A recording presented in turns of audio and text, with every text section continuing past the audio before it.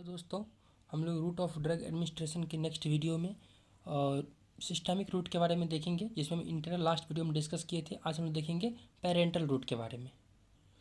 So now let's discuss about the parental root. पार और enteral से मिलकर टर्म बनता है पेरेंट्रल। पार का मतलब होता है बियॉन्ड और एंट्रल का मतलब होता है इंटेस्टाइन, यानी कि जिसमें हमने ड्रग्स को बियॉन्ड इंटेस्टाइन दिया, मीन्स इंटेस्टाइन में दिया ही नहीं, सिंपल सी बात है, इंटेस्टाइन के बाहर ही कहीं दिया, बट वो ब्लड में पहुंचा तभी सिस्टमिक रूट के अंतर्गत आया। तो देखिए क्या होता है। तो पेरेंटल रूट का पहले ना हम एक ब्रॉड एडवांटेज या डिसएडवांटेज जान लेते हैं। ये आपको हर जगह काम आएगा, ठीक है। आप कहीं भी इसको पुट कर सकते हैं, चाहे इसके अंदर जो भी टाइप्स पढ़ेंगे ना उसमें कहीं भी। तो पेरेंटल रूट का एडवांटेज क्या है? सबसे पहला, फास्टर ऑनसेट ऑफ एक्शन। भाई तुरंत काम करना शुरू कर देगा, सिंपल से डायरेक्ट ब्लड में हम पहुंचा दे रहे हैं। तो इसका मतलब क्या कर, इसका फ़ायदा क्या होगा, हम लोग इसको इमरजेंसी में यूज कर सकते हैं, ठीक है। और हम लोग इसको क्या जीआईटी की जरूरत दे नहीं रहे हैं, यानी कि हम इसको अनकॉन्शियस पेशेंट में या फिर अनकॉपरेसिव पेशेंट में या फिर वैसा पेशेंट को वॉमिटिंग डायरिया है उसमें भी दे सकते हैं। कोई इरिटेंट ड्रग्स है तो उसको भी हम लोग इजीली एडमिनिस्ट्रेशन कर सकते हैं, ठीक है। उसके अलावा जनरली वैसा ड्रग्स जिसका मतलब फर्स्ट पास मेटाबॉलिज्म काफ़ी ज़्यादा होता है, जो कि जीआईटी और लीवर से पास करता है तब होता है, ठीक है। तो उस केस में हम लोग पेरेंटल रूट का इजीली यूज़ कर सकते हैं, ठीक है।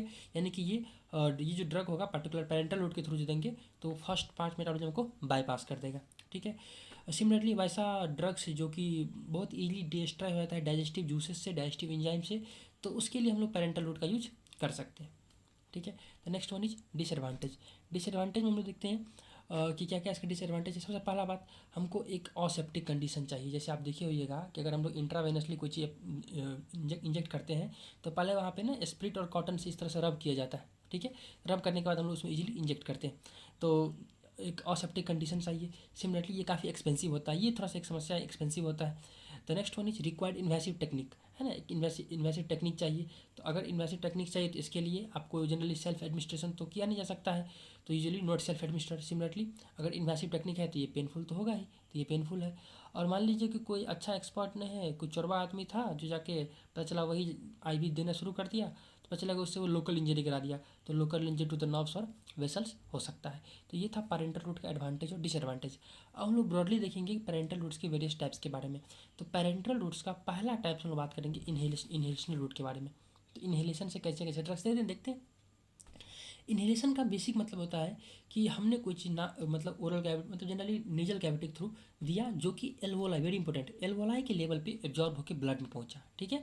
तो आप इसे कंफ्यूज नहीं होइएगा इसको लोकल रूट से, ठीक है। तो यहाँ पर लॉजिकल बात है कि इनहेलेशन में क्या हुआ कि एल्वोलाई के रीजन से एब्जॉर्प्शन हुआ, ठीक है। जैसे में कोई वोलाटाइल लिक्विड या गैस होता है तो वो बेसिकली वहाँ से वो एब्जॉर्ब होता है, तो वहाँ से एब्जॉर्ब होगा, फिर सिस्टमिक इफेक्ट दिखाएगा। बहुत ही कॉमन एग्जाम्पल है जनरल एनेस्थीसिया। बहुत सारा जीए यानी कि जनरल एनेस्थीसिया हम लोग ये इन्हेलेशनल रूट के थ्रू देते हैं, पेशेंट को इंटूबेट कर देते हैं फिर देते हैं, ठीक है। इसका एडवांटेज क्या है और इसका डिसएडवांटेज क्या है। एडवांटेज, सबसे इंपॉर्टेंट एडवांटेज, बहुत ही क्विक एक्शन है। यानी क्विक एक्शन इसका मतलब क्या, वही सेम चीज़, यही एडवांटेज मतलब जो पहले वाला एडवांटेज था ना पेरेंटल रूट का, वही मोर एंड लेस कॉमन रहेगा, ठीक है। तो क्विक एक्शन होगा तो इमरजेंसी में यूज़ कर सकते हैं। लेस डोज रिक्वायर्ड, सही बात है, क्योंकि फर्स्ट पास मेटाबॉलिज्म को तो बाईपास कर दे रहा है, यानी कि लीवर में उसका डिस्ट्रक्शन तो हो ही नहीं रहा है, क्योंकि लीवर पर तक जा ही नहीं रहा है ये, ठीक है।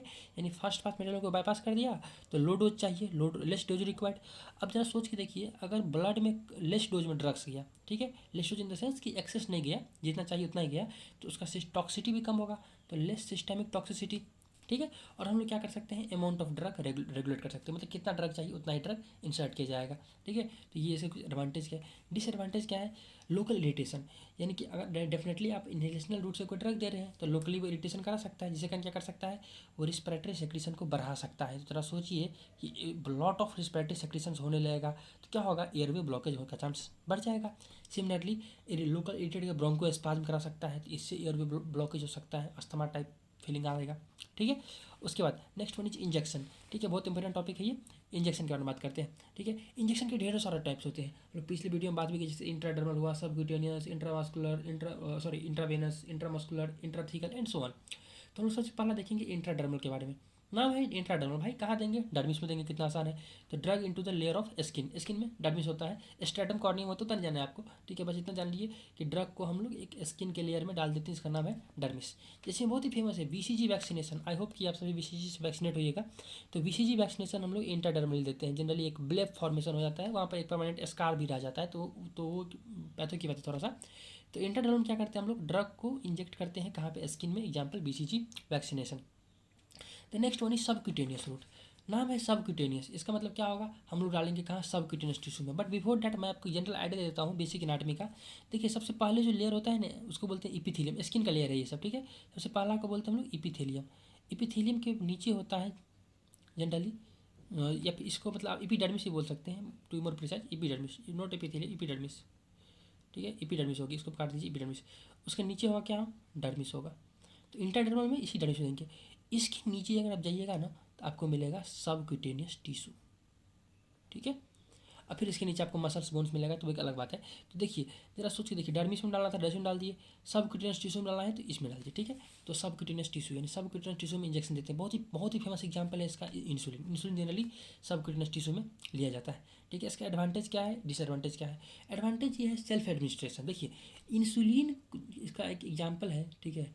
जिसको पेशेंट जो कि टाइप 2 डायबिटीज से सफ़र करता है, वो लोग जनरली इंसुलिन को as a self administered use करते हैं, ठीक है। तो एक इसका एडवांटेज हो जाता है सबक्यूटेनियस टिश्यू में डालना, ठीक है, क्योंकि निडल को एक प्रॉपर एंगल पर डालना पड़ता है जो कि ज़्यादा टफ नहीं है, ठीक है। Similarly depot preparation, deputy preparation का मतलब ये होता है ना, जनरली बहुत सारे कॉन्ट्रासेप्टिव होते हैं, वो ना एक फिक्स पैकेट के फॉर्म में होते हैं, उसको ना सबक्यूटेनियस लेयर में इम्प्लांट कर जाता है एक एक्सपर्ट डॉक्टर के द्वारा, और वो कंटिन्यूसली रिलीज करते रहता है, कई सालों तक रिलीज करता है वहाँ से कॉन्ट्रासेप्टिव्स, जिससे पर्सन्स को कॉन्ट्रासेप्टिव इफेक्ट प्रोवाइड कराता है।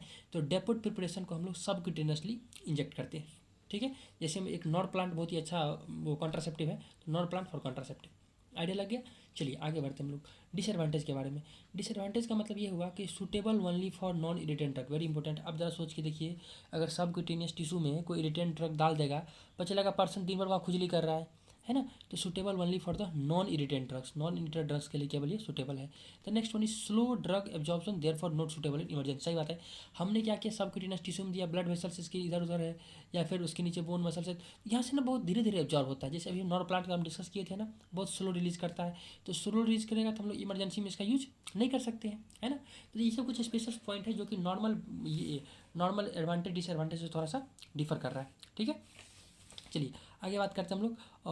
हम लोग इंट्राडर्मल देख लिए, सबक्यूटेनियस देख लिए, अब हम लोग देखेंगे इंट्रामस्कुलर के बारे में। बहुत ही कॉमन रूट है, आई होप कि आप में से मोस्ट ऑफ द पर्सन इसको फील किए होइएगा, ठीक है। तो इंट्रामस्कुलर में क्या करते हैं, मसल में इंजेक्शन लगा देते हैं, सिंपल है। तो बोलिएगा सर कौन से मसल में लगाते हैं, कौन सा मसल मोस्ट कॉमन है। तो देखिए पता होगा आपको डेल्टोइड जो कि आर्म में रहता है, ठीक है, आर्म, ठीक है, डेल्टोइड में, या फिर ग्लूटियस मैक्सिमस मसल्स जो कि लोअर लिम्ब का मसल है, ठीक है। तो डेल्टोइड में दे सकते हैं, फिर ग्लूटियस मैक्सिमम दे सकते हैं, और बहुत सारे मसल है बहुत, तो उसमें भी दे सकते हैं, ठीक है। बट मेनली ये दो मसल का नाम आपको याद रखना है, deltoid and gluteus Maximus. Example बहुत सारे ड्रग्स है, लाइक पैरासीटामोल हो गया, डिक्लोफेनेक हो गया, बच्चा लोग में डाल देते हैं सीधे, ठीक है। तो ये सब वेरियस एक्सेट्रा बहुत सारे ड्रग्स हैं जिसको हम लोग इंट्रामस्कुलर रूट से इंजेक्ट करते हैं। अब जरा देखिए कि इंट्रामस्कुलर से हम लोग देंगे तो एक बार में कितना अमाउंट देंगे, तो वॉल्यूम एट ए टाइम, यानी जनरली हम लोग 5 to 10 ml, ठीक है। अब बात करते हैं कि इंट्रामस्कुलर का एडवांटेज क्या है, इंट्रामस्कुलर का डिसएडवांटेज क्या है। एडवांटेज क्या है कि बहुत ही रैपिडली एब्जॉर्ब हो जाता है, ठीक है, डाले बहुत ज़्यादा रैपिडली एब्जॉर्ब हो गया।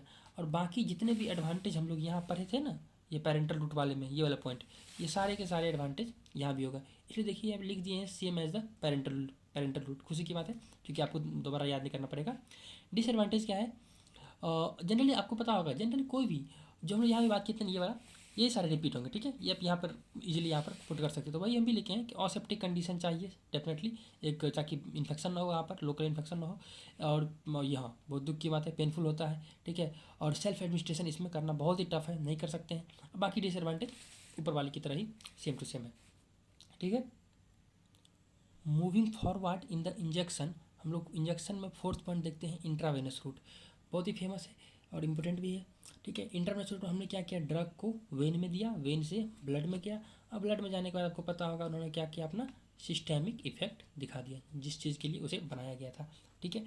तो देखिए अब देखिए जो आईवी को भी ड्रग देते हैं, तो वो ड्रग किस किस फॉर्म में हो सकता है। तो drug may be administered as bolus, bolus मतलब क्या होता है ना, सिंगल लार्ज डोज, ठीक है। बेसिकली इसका लिटरल मीनिंग यही होता है, सिंगल लार्ज डोज। अब इस सिंगल लार्ज डोज में भी रैपिडली दे सकते हैं या फिर स्लोली दे सकते हैं, कहाँ पे, वेन में दे सकते हैं। एग्जाम्पल बहुत ही फेमस, रेनिटिडीन जो ड्रग है उसका हम यूज़ करते हैं पेप्टिक अल्सर डिजीज, पीयूडी मतलब पेप्टिक अल्सर डिजीज में रेनिटिडीन का यूज़ करते हैं एज ए बोलस के तौर पे। या फिर स्लो आईवी इंजेक्शन देते हैं, ठीक है, आईवी इंजेक्शन देते हैं बट स्लोली देते हैं, जैसे बहुत ही फेमस है मॉर्फिन। आपको पता होगा कि जो मायोकार्डियल इंफ्राक्शन होता है उसमें बहुत ही सीवियरली पेन होता है और पेशेंट को डर लगता है कि भाई वो अब जिंदा रहेगा कि नहीं रहेगा। तो उस केस में उसको ना मॉर्फिन का एक अप्रोप्रिएट डोज में इंजेक्शन लगाया जाता है। वो मॉर्फिन पेशेंट को रिलीफ भी प्रोवाइड कराता है और थोड़ा एक तो पेन से रिलीफ कराएगा और थोड़ा सा ना उसको अच्छा वाला फील देता है कि यार हाँ चलो, मतलब तो उसको जो मरने का डर है ना उससे मॉर्फिन बचाता है, इसलिए यूज़ करते हैं। ठीक है, और बहुत अच्छा पेन किलर है ये। ठीक है, तो स्लो आईवी इंजेक्शन, तो morphine as in case of myocardial infarction MI. ठीक है, तो नेक्स्ट वन इज इसी में बोलस हुआ slow IV injection and intravenous infusion. ध्यान रखिएगा ये इन्फ्यूजन लिखा हुआ है। अब देखिए हो जाएगा कि लोग को स्लाइन चढ़ता है, कोई पेशेंट है बहुत ही सीवियर डायरिया से सफ़र कर रहा है, यानी डायरिया एंड डिहाइड्रेशन, तो उस केस में हम लोग फ्लूइड इन्फ्यूज़ करते हैं आईवी इन डिहाइड्रेशन। तो इन तीनों फॉर्म में आईवी रूट से ब्लड सॉरी ये कोई भी ड्रग दिया जा सकता है। अब बात करते हैं कि इसका एडवांटेज क्या है, इसका डिसएडवांटेज क्या है। तो सबसे पहला बात, बायो अवेलेबिलिटी 100%। अब बोलिएगा सर ये बायो अवेलेबिलिटी क्या है, तो इतना मान लीजिए कि हमने मान लीजिए कि हमने 100 ग्राम ड्रग दिया, उस 100 ग्राम ड्रग में से कितना ड्रग ब्लड में पहुंचा, जितना पहुंचा वो हुआ बायो अवेलेबिलिटी। तो अगर हमने 100 ग्राम ड्रग भर के इंजेक्शन में लगाया था और वो 100 के 100 पहुंच गया ब्लड में, इसका मतलब उसका बायो अवेलेबिलिटी हो गया 100%। ठीक है, तो बायो अवेलेबिलिटी इसमें होता है 100%, जो कि डायरेक्ट हम ब्लड में दे रहे हैं, तो क्या दिक्कत है फिर, कोई कॉन्सेप्ट ऑफ एक्शन है ना, जो डायरेक्ट ब्लड में जा रहा है, इसलिए इमरजेंसी में इसका यूज़ कर लेंगे। ठीक है, और लार्ज वॉल्यूम ऑफ ये पर्टिकुलर ड्रग हम लोग एडमिनिस्टर कर सकते हैं इजीली। आपको पता होगा बड़ा सा सलाइन चढ़ा देते हैं, आराम से जाते रहता है। ठीक है, यहाँ तक कि हाईली इरिटेंट ड्रग होगा ना वो भी डाल सकते हैं, जैसे में एंटी कैंसर ड्रग्स काफ़ी इरिटेंट ड्रग्स होते हैं तो वो सब इजीली दे सकते हैं।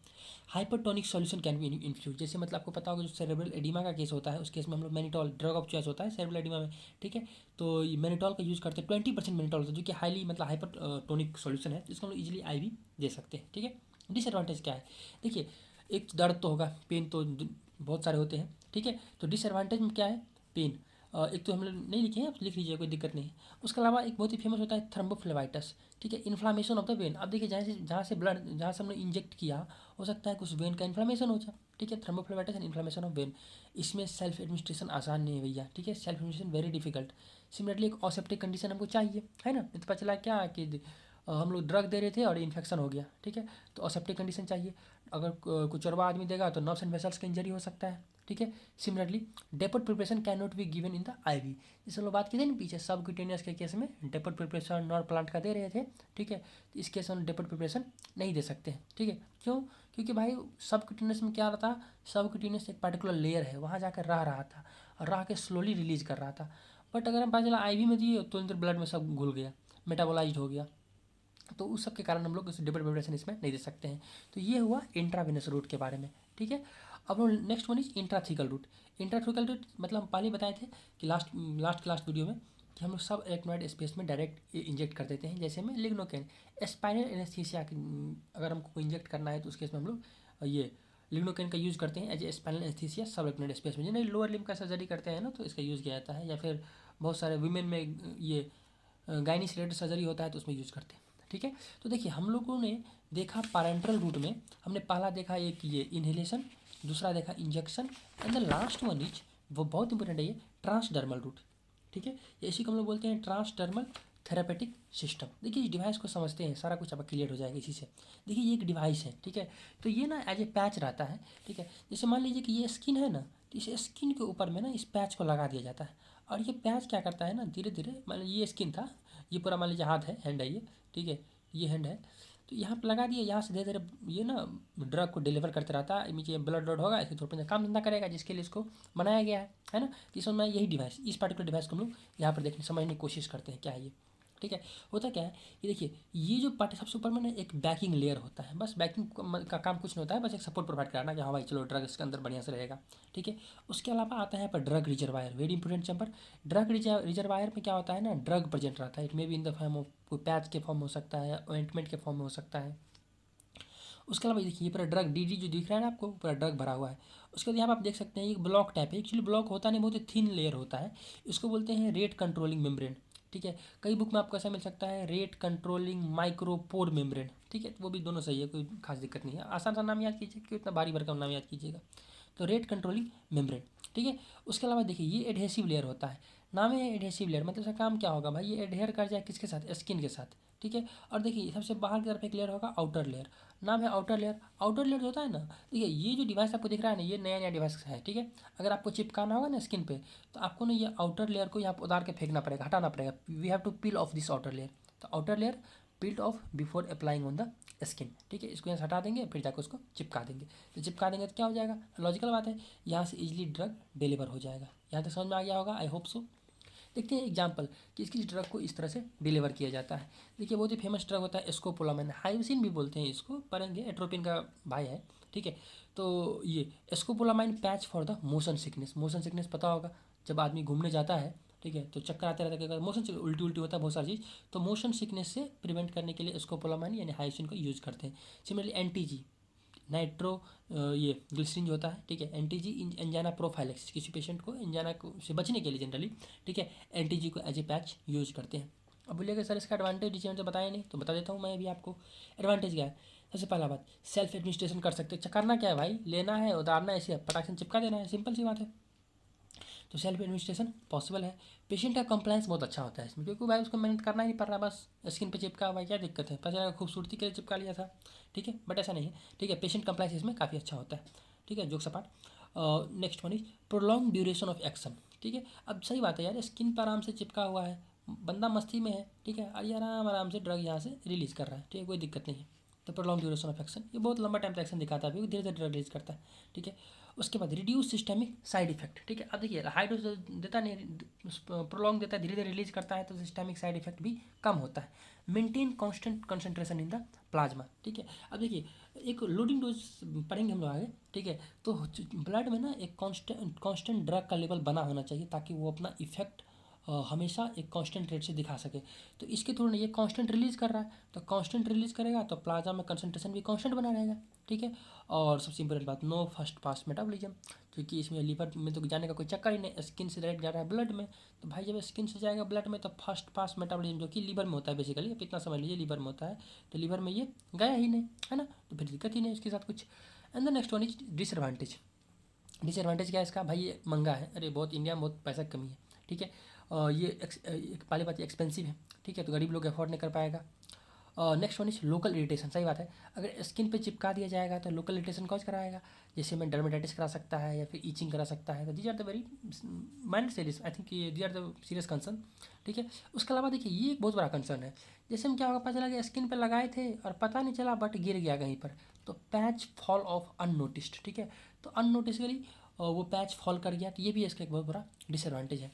तो इस तरह से हम लोगों ने ये पेरेंटल रूट के बारे में थोड़ा डिटेल डिस्कस किया, जिसमें इन्हेलेशन, इंजेक्शन और ट्रांसडर्मल रूट के बारे में देखा। तो ये रहा हमारा सारे के सारे रूट ऑफ ड्रग एडमिनिस्ट्रेशन के बारे में, ठीक है, जिसके बारे में हम लोग ने पिछले कुछ वीडियोज़ में डिस्कस किया। That's all about the route of drug administration. Thank you.